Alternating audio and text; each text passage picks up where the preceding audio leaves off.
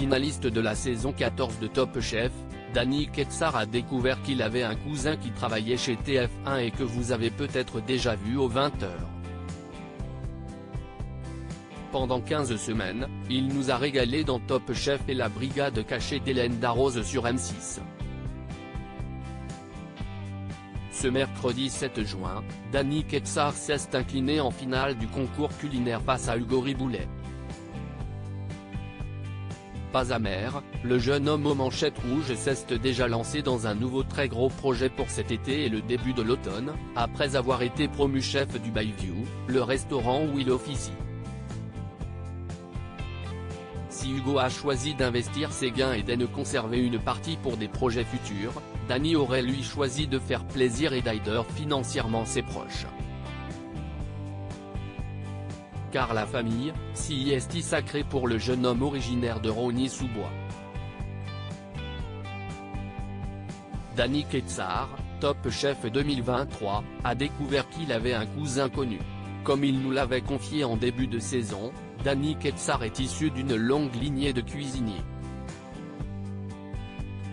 Mon grand-père a travaillé chez Lucas Carton, une maison étoilée, note de la rédaction, dans de grandes maisons, il a été chef privé pour la famille Rothschild.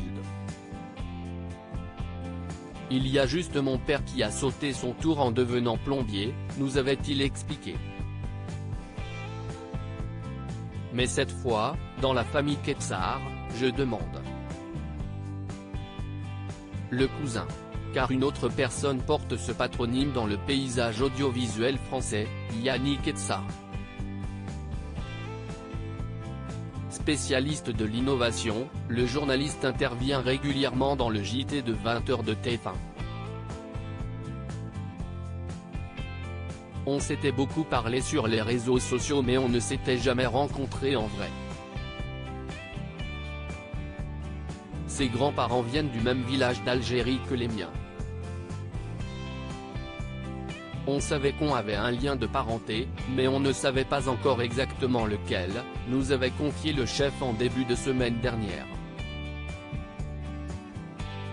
Et au cours d'un déjeuner mercredi, Yanni et Danny ont donc découvert qu'il était effectivement cousin.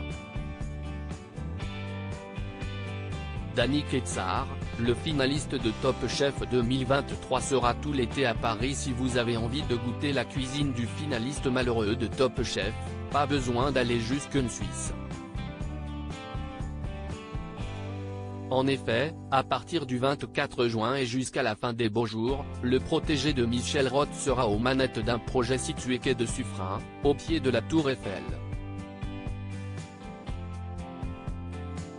Baptisé quai 96 by Danny Ketsar, il s'agira d'un quai de vie de 400 mètres carrés, composé de plusieurs espaces de restauration, gastronomique, street food et latin, d'un bar à cocktail et qui ouvrira des ateliers de graphe et d'écriture pour les enfants l'après-midi.